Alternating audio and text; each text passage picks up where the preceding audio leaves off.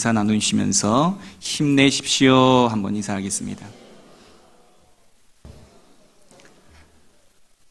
10월 26일 해피데이 전도 축제를 위해서 지금 한 주간 계속해서 특별 새벽 기도회로 진행되고 있습니다.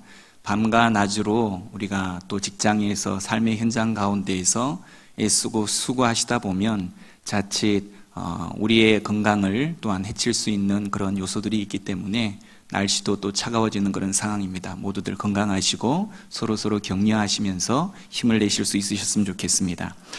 오늘의 말씀으로 들어가길 원합니다. 오늘날 많은 사람들은 목걸이, 귀걸이, 차량, 핸드폰, 갖가지 장식품으로 매끈매끈하고 깜찍한 십자가를 사용하고 있습니다. 그런데 사실 이 십자가가 예수님 당시에는 밥 먹는 사람 앞에 보이게 되면 그 순간 사람들이 밥을 먹다가도 토하도록 만들 정도의 혐오 대상 1호였다라는 것을 우리는 알 필요가 있습니다. 십자가는 그리스에서 들여온 것인데 알렉산더 대왕은 사형 제도 중에서 십자가를 가장 즐겨 사용했다라고 합니다. 그리스 문화에 반대하는 유대인들을 십자가에 매달아 처형을 했다는 것입니다. 예수가 태어나기 100년 전에는 한 고장에서만 800명의 바리새인 반란자들을 십자가에 매달아 죽였습니다. 로마는 이 처형 방법을 노예들과 로마인들이 아닌 비로마인들 그리고 전쟁 노예들을 사형시킬 때 쓰는 사형 방법으로 채택하였습니다. 십자가에서 사형수는 7일에서 8일간의 숨막히는 고통 속에서 결국은 질식사를 하게 됩니다. 죽음 직전 최후의 단계에 들어가게 되면 온몸을 흔들 정도의 고열과 발작이 갈증과 함께 동반이 됩니다. 사형수는 그가 겪는 마지막 치욕으로서 시체가 십자가에 매달린 채 까마귀의 밥이 되는 것이다라는 것입니다. 당시 예의를 중시하는 문화인은 결코 십자가에 대해서 토론하려 들지 않았습니다. 십자가라는 이 단어는 로마 시민에게는 결코 행해져서는 안 될 것일 뿐만이 아니라 로마인의 생각과 눈 그리고 귀에서도 아예 제거되어야만 한다라고 바로 당시 로마의 지식인들은 말하곤 했습니다.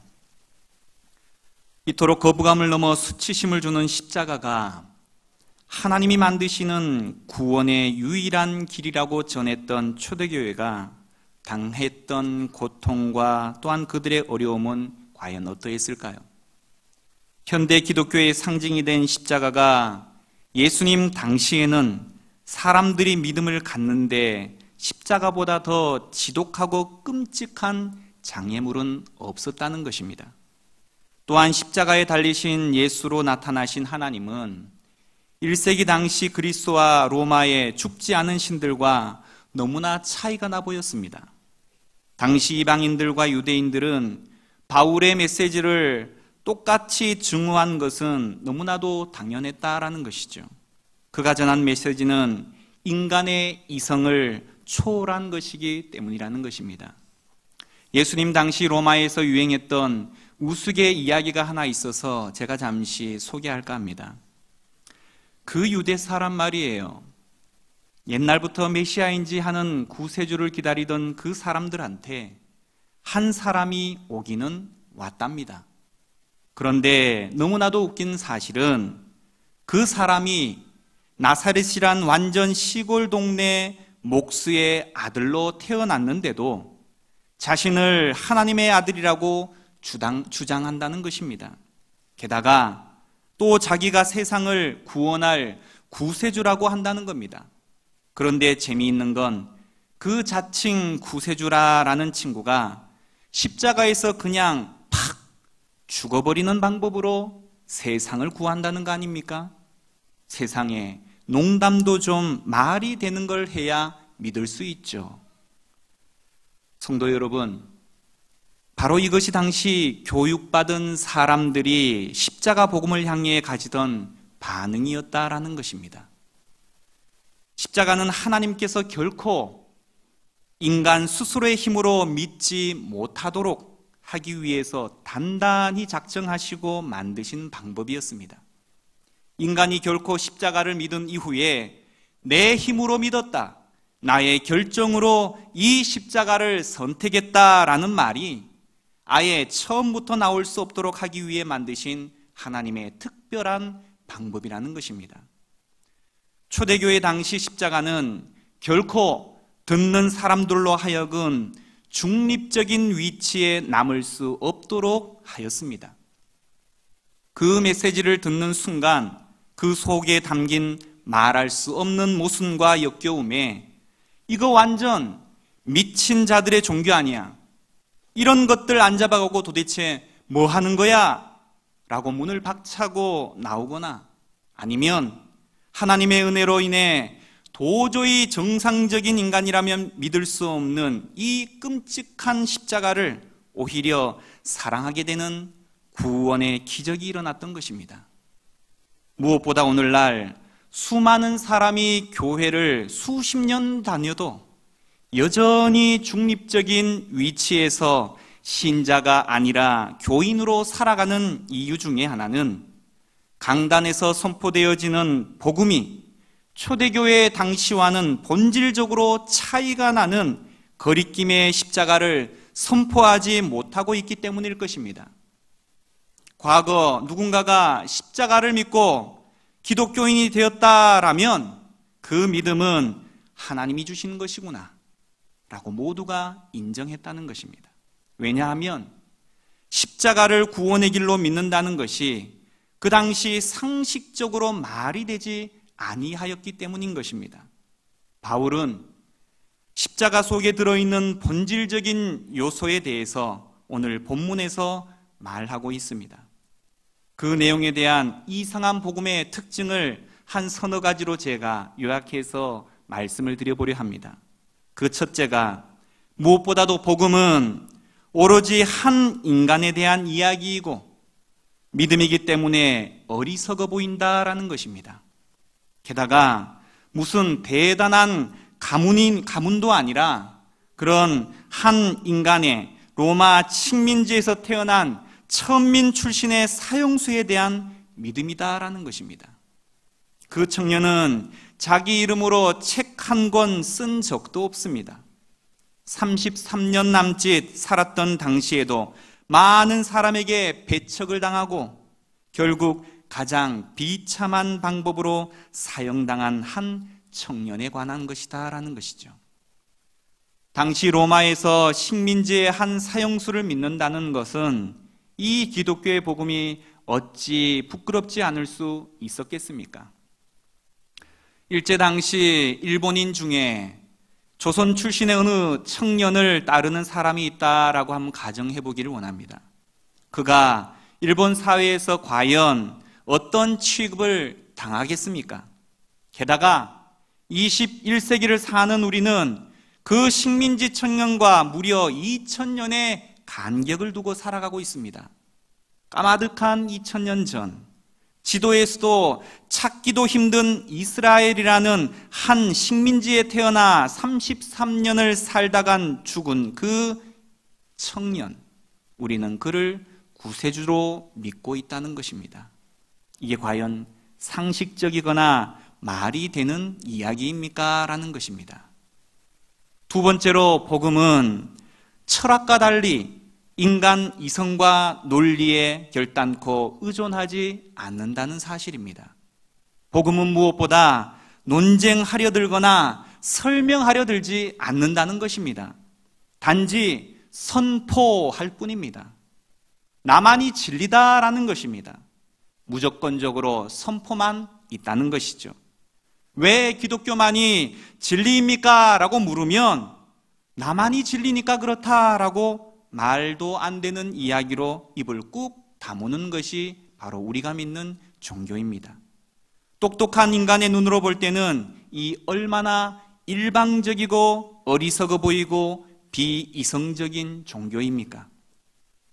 뿐만 아니라 복음은 인간의 노력과 정성을 전혀 고려하지 않는다는 것입니다. 한 개인이 어쩌면 평생에 걸쳐 자신과 싸움을 통해 이루어낸 도덕적 노력과 거룩한 삶을 전혀 인정하려 들지 않는다는 것이죠. 열심히 남에게 털끝만한 피해 하나 안 주고 최선을 다해서 산 인간의 마음을 전혀 헤아려 주려는 의도가 없다는 것입니다. 단지 구원은 오로지 하나님의 선택에 달려 있다고 말하고 있다는 것이죠. 우리가 주일학교 다닐 때 배운 아주 오래된 복음송이 하나 있습니다. 돈으로도 못 갑니다. 힘으로도 못 갑니다. 벼슬로도 갈 수 없는 나라, 지식으로도 갈 수 없는 나라, 어여뽀도 못 가고 마음 착해도 갈 수 없는 나라, 그 나라에는 바로 믿음으로 가는 나라며 거듭나면 가는 나라, 하나님 나라라는 것입니다. 우리에겐 복음과 같은 찬양의 가사 자체가 어찌 보면 불신자들에게는 도저히 납득이 안 가는 저주와도 같은 노래일 것입니다. 이것이 복음이 세상이라는 거울에 비추었을 때 직면하게 되는 사실이다라는 것이죠.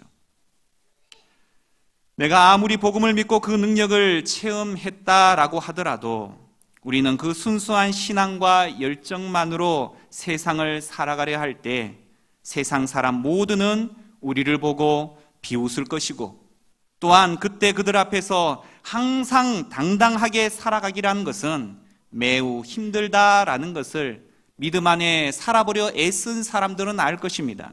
물론 세상과 타협함으로 아무런 문제 없이, 갈등 없이 편안히 살고 있는 분들은 예외일 것입니다. 인간은 사람들에게 인정받고 싶은 강한 욕망을 갖고 있기 때문에 조롱을 받는 것을 가장 두려워합니다. 다수를 대항하는 소수가 되는 것이 영화 속에서는 멋있어 보일지 모르지만 실제 삶 가운데 당하는 경우에는 얼마나 치열한 내적 싸움과 갈등이 있는지 모르는 일입니다. 세상은 점점 더 기독교만이 진리라고 주장하는 기독교를 배척하고 핍박할 것입니다. 그렇기 때문에 이 세상의 육체를 입고 살아가는 사람은 반드시 거친 십자가 복음을 미화하고 또한 포장하려고 든다는 것입니다. 다시 말해 예수를 믿는 것이 곧 병의 치료와 부의 상징과 같은 현실적인 축복에만 목을 매는 것입니다. 분명 성도가 걸어가야 할 좁고 협착한 길로 말미암는 의인의 고난에 거친 십자가는 조용히 슬그머니 뒤로 숨기고 만다는 것입니다. 이로 인해서 능력의 복음을 인간의 사리사욕으로 또한 종리 호랑이로 만들어버리고 말았습니다. 따라서 진리는 용기를 필요로 합니다. 정말로 사소한 진실을 밝히는 데조차도 많은 용기가 필요하곤 하는데, 하물며 피 묻은 십자가의 복음을 오늘날 같이 반드시 진리는 하나라는 사실보다 너로 옳고 나도 옳다는 불교와 천주교가 신앙의 근본을 버리고 서로 하나 되는 상대주의와 간용으로 가득 찬 세상에 전하는데 얼마나 큰 용기가 필요하겠습니까? 그렇다면 이런 현실 앞에 우리는 과연 어떻게 해야 하냐라는 것입니다. 십자가의 가르침은 2000년 전이나 오늘이나 동일합니다. 결코 복음은 우리에게 이 세상에서 늘상 안락한 부와 건강을 약속하고 있지 않습니다. 복음이 하나 확실히 약속하는 것은 이 세상에서의 고난과 핍박인 것입니다.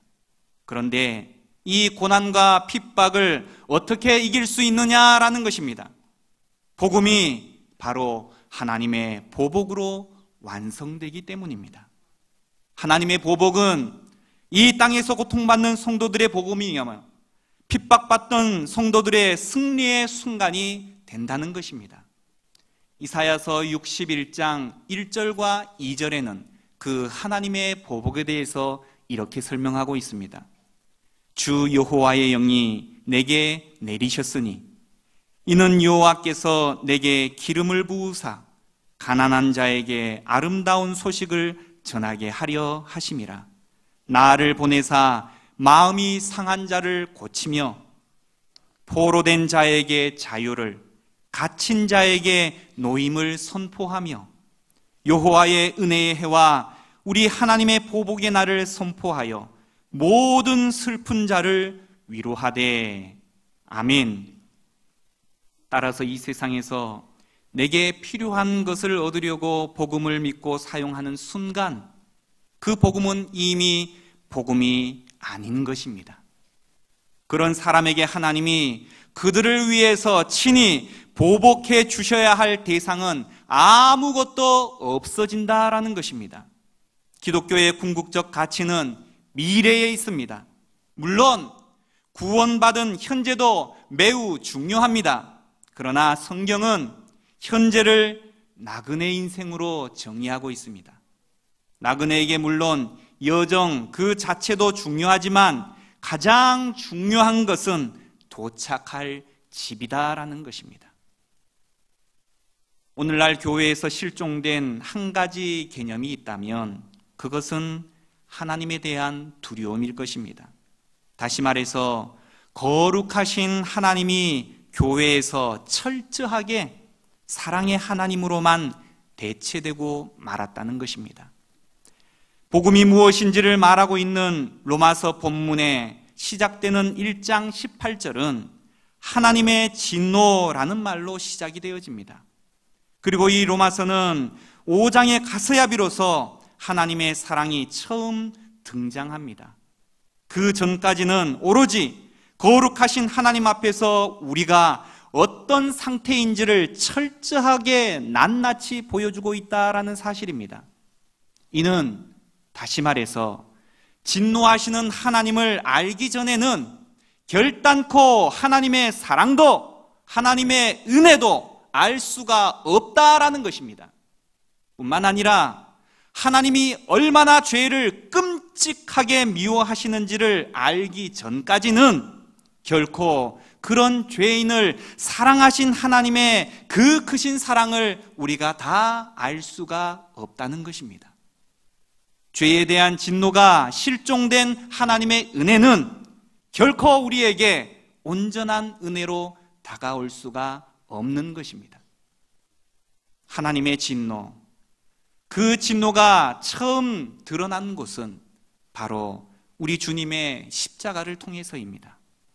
십자가가 하나님의 크신 사랑을 드러내는 장소이기도 하지만 무엇보다도 십자가는 죄를 미워하시는 하나님의 진노가 얼마나 무서운지를 드러내신 곳입니다.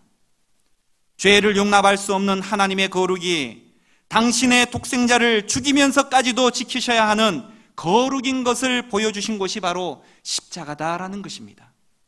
그날 십자가에 퍼부어진 하나님의 진노를 우리 주님이 온통 다 받으셨습니다.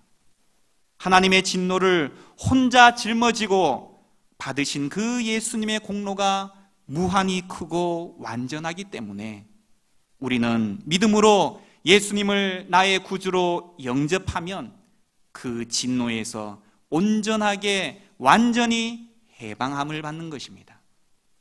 이미 예수님이 우리를 대신하여 다 받으셨기 때문인 것이죠. 이와 같이 우리는 하나님의 거룩하심과 진노를 온전히 깨닫게 될 때 하나님의 사랑을 더 깊이 체험하게 된다는 것입니다.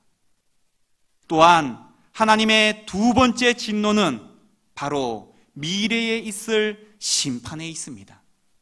이 미래에 나타날 하나님의 진노를 비웃는 사람들이 지금 현세에 얼마나 많이 있습니까? 설마 사랑의 하나님이라고 하면서 하나님의 심판을 무시하는 사람이 얼마나 많이 있느냐라는 것입니다. 자기 마음대로 만들어 놓은 하나님을 믿으면서 하나님을 무시하는 사람이 이 시대에 얼마나 많이 있느냐라는 것입니다.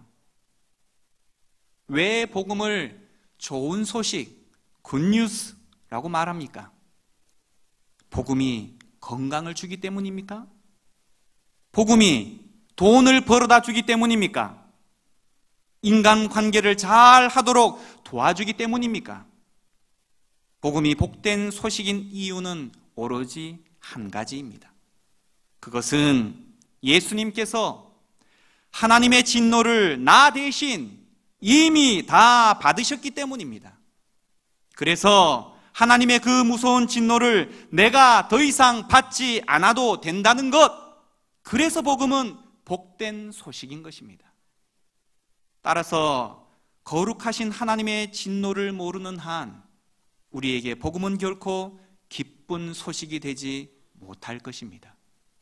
결코 복음의 능력을 알지도 못할 것입니다.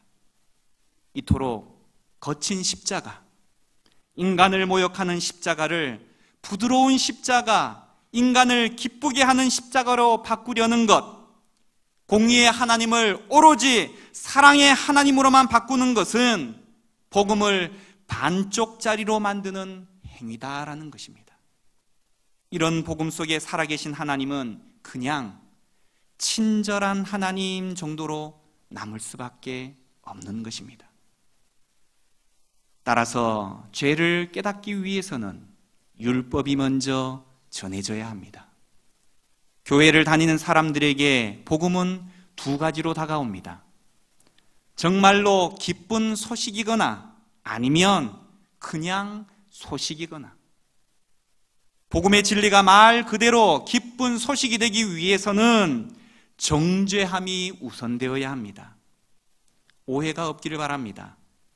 복음의 시대에 웬 율법 타령이냐라는 것이죠. 하지만 우리는 율법을 통해서 예수님 없이 하나님 앞에 설 때 만나게 되는 우리의 비참한 현실을 바라보게 해야만 한다라는 것입니다.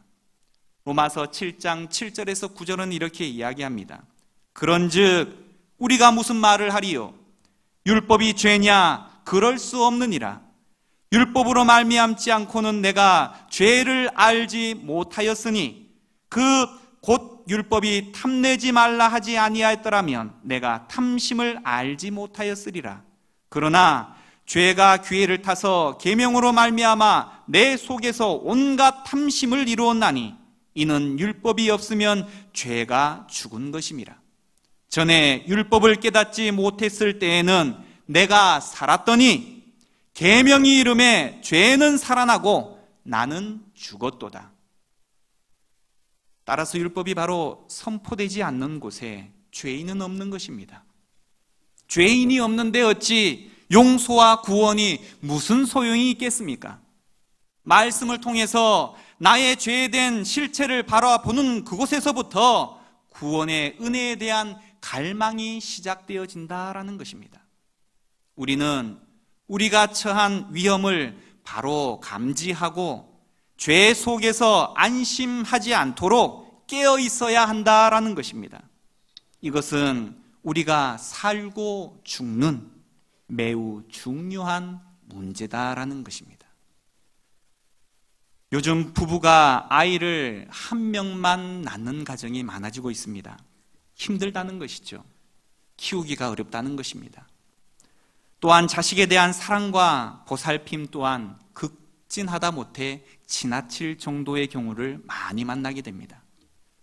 어떤 의미에선 부모와 자식 간의 경계 또한 조금씩 사라지는 느낌도 들기도 합니다.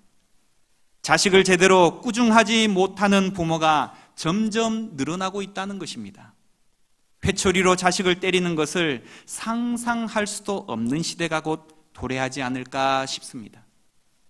부모를 사랑 또는 연민하지만 부모의 권위가 무엇인지 제대로 모르는 아이들도 점점 많아지고 있습니다. 친구 같은 부모도 좋지만 항상 만만한 친구 같은 부모는 결단코 성경이 말하는 바른 부모가 아닙니다. 에스겔서에서는 반복적으로 하나님이 나는 여호와다라고 강조하고 있습니다. 하나님은 자신이 누구인지 잊지 않도록 우리에게 경고하고 있다라는 것입니다. 우리가 하나님 앞에서 마땅히 품어야 할 긴장을 놓지 않도록 주의를 하고 있다라는 것입니다. 거룩하신 하나님 앞에서 우리가 갖는 긴장은 우리 영혼에게 있어서 보약과 같은 역할을 하기 때문이다라는 것입니다. 말씀을 정리합니다. 하나님의 진노와 거룩하심을 알고 긴장을 회복할 때 진정한 하나님의 사랑을 경험하게 될 것입니다.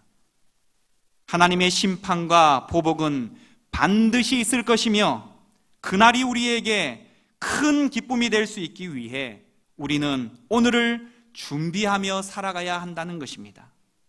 마지막으로 복음에 대한 순수성, 그것은 중립적인 입장이 아닌 담대함을 회복할 것을 촉구하고 있다는 것입니다.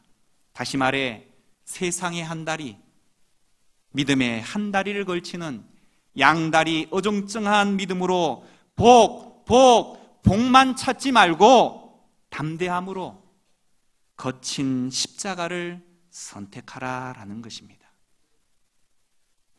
이 시간 말씀을 생각하시며 함께 기도하기를 원합니다.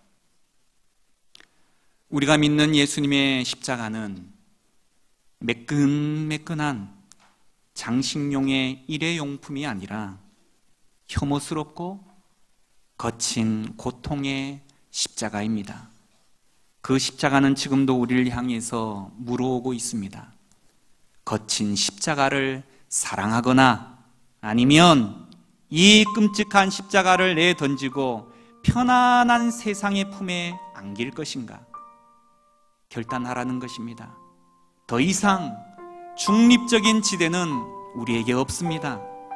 결단하셨다면 지금부터 즉각적으로 행동에 옮기라는 것입니다.